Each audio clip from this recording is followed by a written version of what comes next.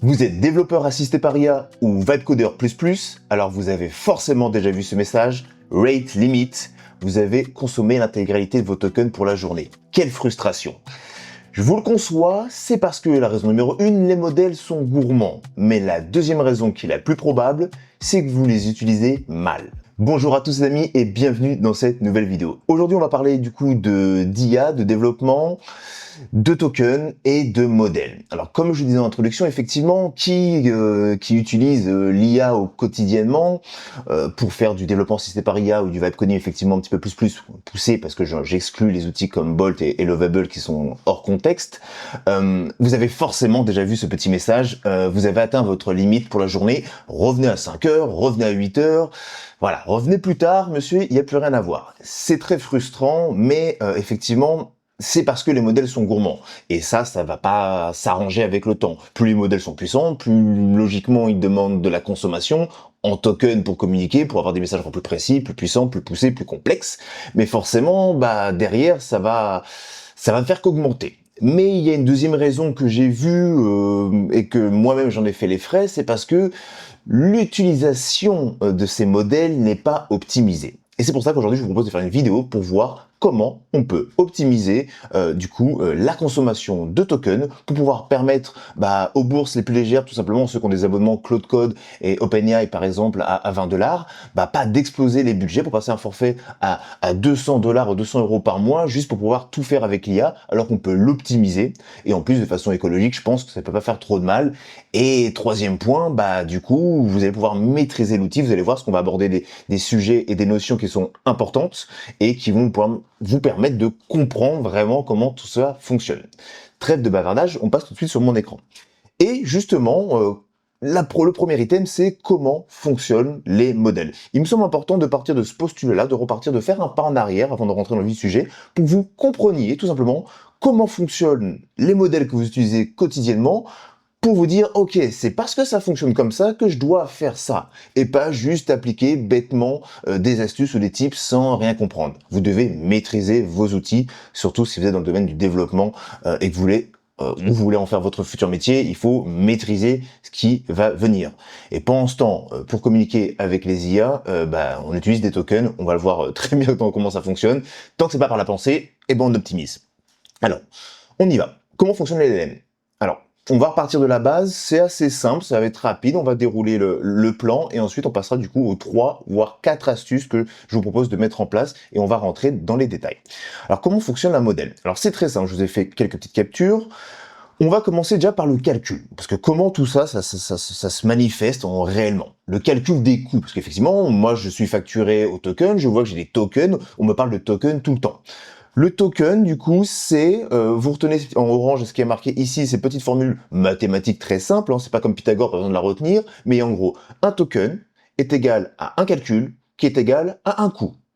Point barre, c'est juste simplement ça dans l'idée pour vulgariser. Ce que vous envoyez en token, ça va rentrer dans la machine, dans le modèle, ça va être un calcul qui va être fait parce que le token, on va le voir, c'est le moyen de communiquer avec l'IA, et ce calcul-là a un coût en mémoire, en ressources. Et c'est comme ça, du coup, qu'on arrive à avoir un pricing de pour 1 million de tokens, je vais coûter Y euros, pour 1 million de tokens chez OpenAI, je vais coûter X euros. Vous avez compris un petit peu l'idée. Les modèles, les LLM, lisent uniquement des tokens, pas du texte. C'est ce que je vous disais justement juste avant.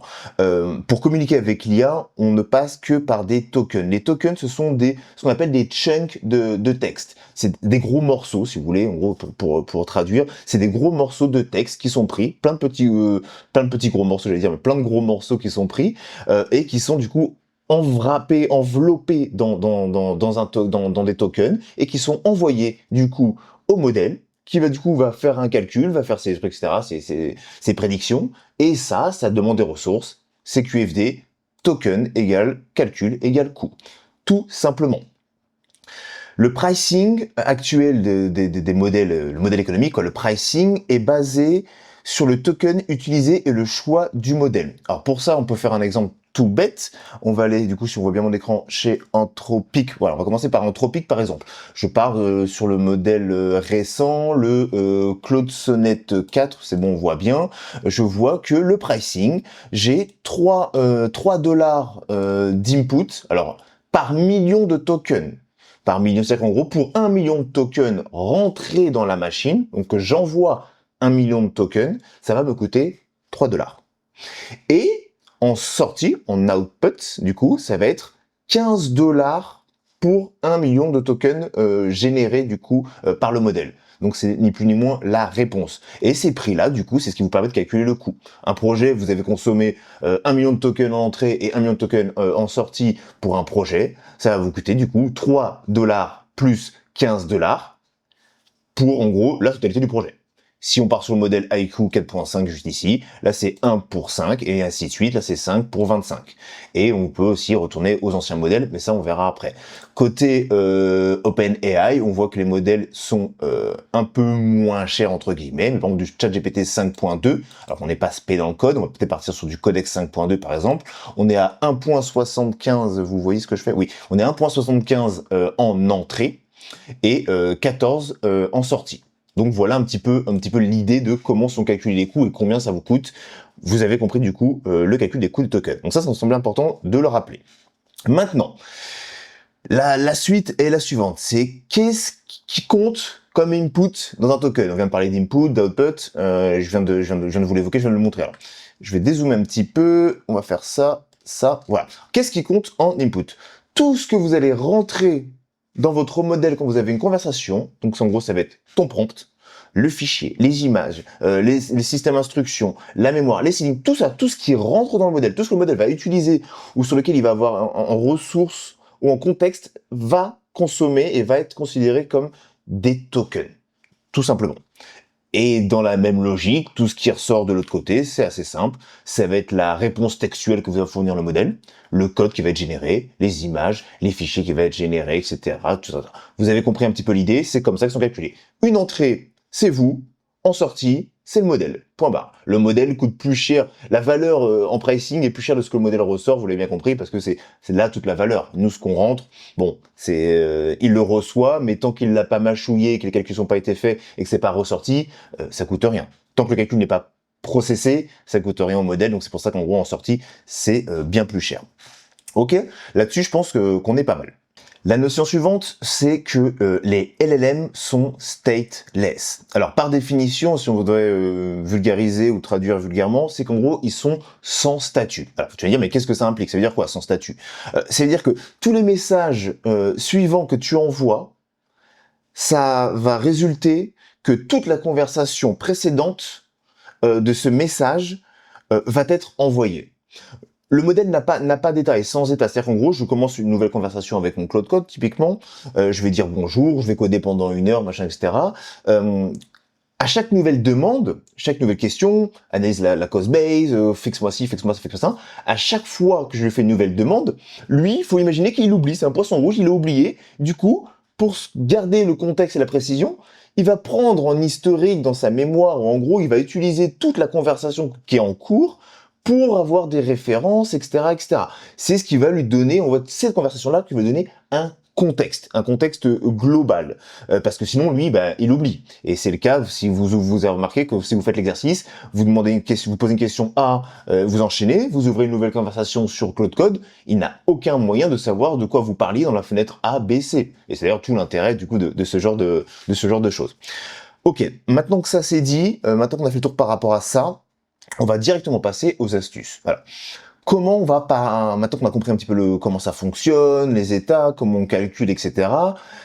L'astuce numéro 1. Alors, l'astuce numéro 1 va venir, est-ce que vous voyez toujours bien? Oui. L'astuce numéro 1 va venir dans le fait que, hop, je vais dézoomer ici, comme ça. Alors, attendez, est-ce que j'ai mon click mouse pour pouvoir zoomer et pour scroller sur Excalibur, c'est click mouse aussi. L'astuce numéro 1, mes amis, dans tout ça, c'est que vous devez commencer une nouvelle conversation une fois que votre feature et votre tâche est terminée. Je m'explique. Je fais une tâche, par exemple, en gros, logging de mon SaaS, par exemple, je dis n'importe quoi. Donc, il a tout le contexte, je passe plein de choses, il a des mémoires, etc. Vous avez un petit workflow. Et du coup, ma tâche est terminée. Surtout, il ne faut jamais utiliser le même chat pour la tâche suivante. J'ai fini ma tâche qui est du coup mon login et mon register, mon formulaire d'enregistrement à mon produit, par exemple, à mon application. Elle est terminée. Je dois partir, donc c'est terminé. Elle est finie, j'ai OK, je l'ai testé, etc. Je recommence une nouvelle conversation avec du coup la commande /clear sur Cloud Code et hop, on va aller sur là-dessus, ouais, vous voyez bien comme ça. Si je fais un /clear ici, clear conversation history on free up context. Je vais du coup libérer tout le contexte actuel parce que tout ce que je viens de faire sur ma feature est sauvegardé en mémoire et va être envoyé en tant que contexte au modèle et va consommer les tokens pour rien, sachant que je pars sur une nouvelle fonctionnalité qui n'a pas besoin de forcément, sauf cas exceptionnel, de faire référence à ce que je viens de dire avant. Donc déjà là, si je ne fais pas ça, je vais consommer 30 à 40% de tokens en plus sur une conversation alors que j'aurais pu la libérer. Voilà tout simplement un peu, donc avec la commande clear sur notre ami de chez Cloud Code et sur Codex, je crois que vous faites un new, vous commencez une nouvelle conversation tout simplement avec le petit /new. Voilà. C'est aussi simple que ça, mais c'est indispensable de faire ça. Il y a des cas exceptionnels parce qu'il y a potentiellement des features qui sont liées, mais vraiment dans 90% des cas, vous avez fini une tâche, vous faites un /clear, vous ouvrez une nouvelle fenêtre si vous êtes tranquille, vous avez peur, vous redémarrez Cloud Code, vous faites ce que vous voulez, mais vous supprimez du coup l'historique de la conversation et le contexte, et du coup vous libérez du contexte des tokens et vous réduisez du coup forcément drastiquement la consommation. Astuce numéro 2 et pas des moindres, résumer les conversations avant qu'elles soient trop longues. En général, à 50% du contexte limite, vous faites un résumé et vous commencez un nouveau chat avec la commande, du coup je l'ai indiqué ici, /compact plus instruction si besoin. Alors qu'est-ce que j'entends par là? On va retourner un petit peu du coup sur notre ami de chez Cloud Code. Alors là j'ai tapé plein de bêtises tout à l'heure pour voir tout ça. Donc si je fais un /clear, forcément ça va tout virer, pas de souci. Mais si je fais un normalement quand vous êtes dans une grosse session en bas à droite, là je suis pas sur mon système, donc j'ai pas toutes les status lines qui sont affichées, mais vous avez en gros marqué, vous savez, auto compact, contexte, il vous reste en gros 40%, 50% du contexte, machin, etc. et tout. Et tout ça, c'est bien, c'est une option qui, par défaut, et là, typiquement, on voit que je suis je vais zoomer, on voit qu'en gros, auto-compact, je suis à 33 000 tokens et 16%.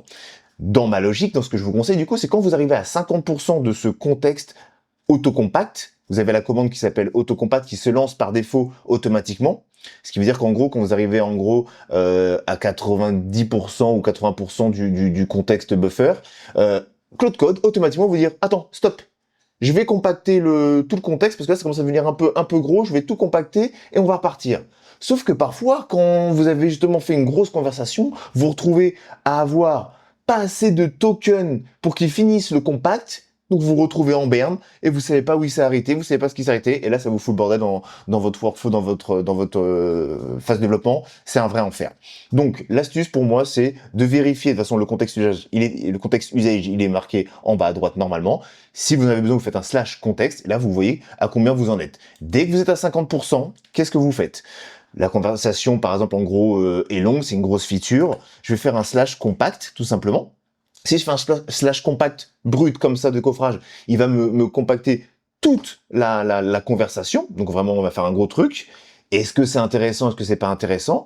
Par contre, parfois, je peux avoir un /compact et vous avez ici des instructions. /compact et typiquement, ça se trouve, je veux la dernière demande qui a été faite ou la dernière modification ou je veux pas repartir depuis le début, je veux repartir des dernières instructions. Donc /compact prend la dernière demande par exemple. Et là, il va compacter la conversation historique en prenant uniquement la dernière demande typiquement ou la dernière suggestion, le dernier échange que vous avez fait avec lui. Et là, du coup, vous consommez moins parce qu'il y a moins à compacter, donc vous envoyez moins en token, vous avez compris. Et en plus, vous attendez pas que ce soit trop gros parce que plus c'est gros, plus le contexte est gros et plus il commence à arriver à saturation, moins il est efficace. Je sais pas si vous l'avez remarqué, mais quand vous faites sur des grosses sessions et des codes base un peu plus complexes ou des choses un peu plus tricky, parfois ils commencent un peu à perdre en efficacité, en précision, on doit leur demander, alors pourtant on fait la même chose que d'habitude, on a le même prompt, on a le même workflow, on a la même qualité de notre côté, mais lui il commence un petit peu, on sent qu'il commence à s'essouffler. Ça c'est lié à la saturation du contexte. Donc pensez bien à faire un slash compact et si besoin, comme je l'ai indiqué ici,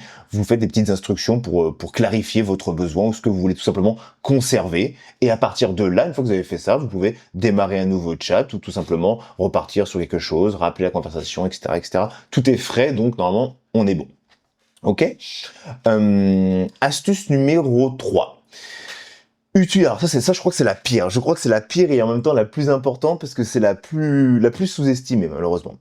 C'est que utilisez, s'il vous plaît, mes amis, le bon modèle pour les bonnes choses. Je dirais même plus, je vais parler ici, mais utilisez le bon LLM, OpenAI, ChatGPT ou Claude Code, ce que vous voulez, mais utilisez la bonne chose pour faire les bonnes choses, les bonnes actions, entre guillemets.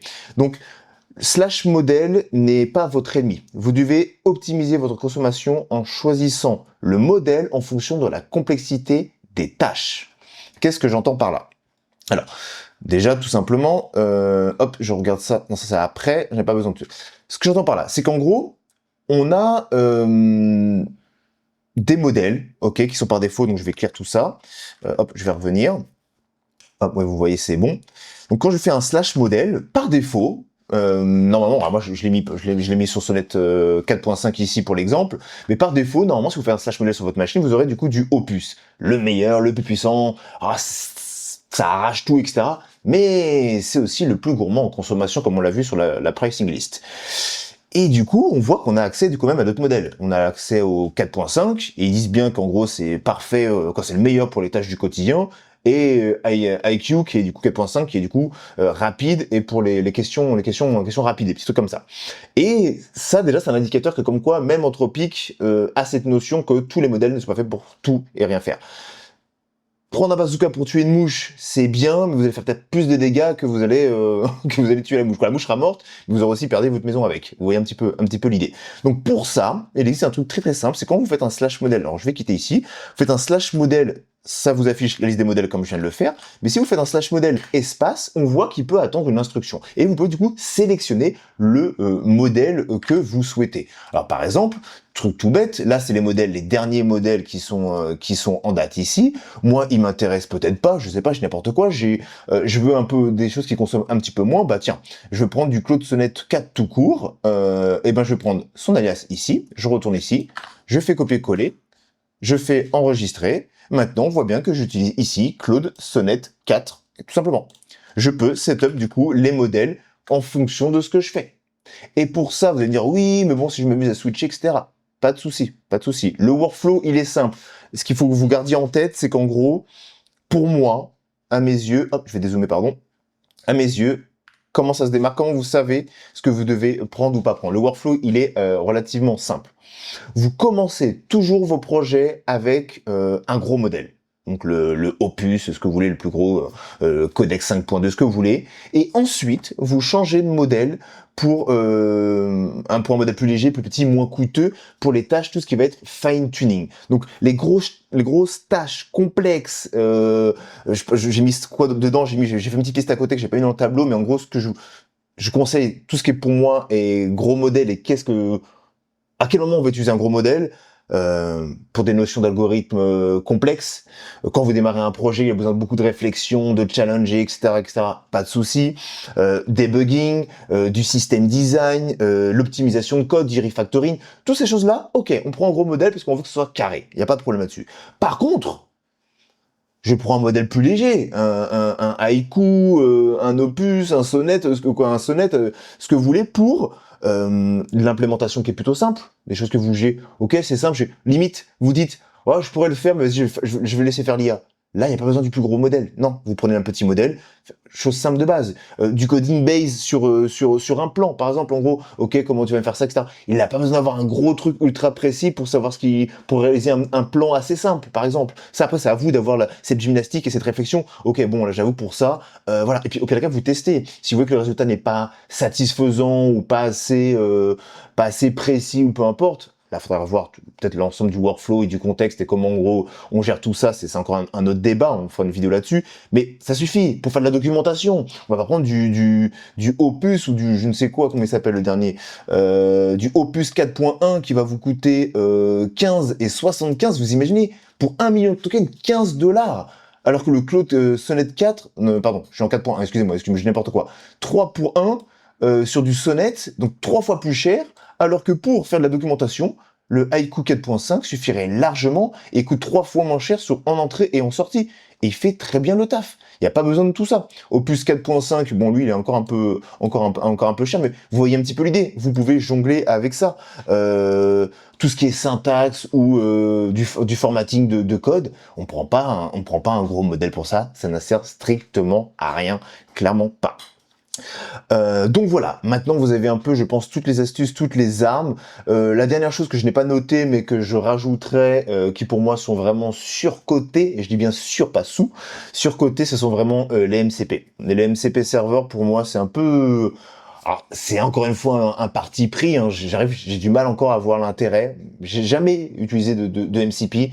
Je trouve que c'est très surcoté et c'est tellement dans des cas très précis où je vais avoir besoin pour me connecter, par exemple, je sais pas, si il y a des MCP comme MCP Figma, qu'on fait il y a des choses qui sont un peu smooth comme ça, mais pour le reste, les MCP, moi, je les déconseille pour des raisons de data, etc. Je suis toujours un petit peu méfiant, hein, je suis un peu chiant pour ça, et pour des raisons aussi, de consommation de tokens, parce que ça fait du contexte en plus, ça fait des outils, des tools qui sont en plus. Alors, c'est pas le MCP en soi qui va consommer, mais c'est les outils qui sont rattachés à MCP qui vont être appelés, qui vont consommer. Et un exemple tout bête, alors sur cette session-là, je n'en aurais pas malheureusement.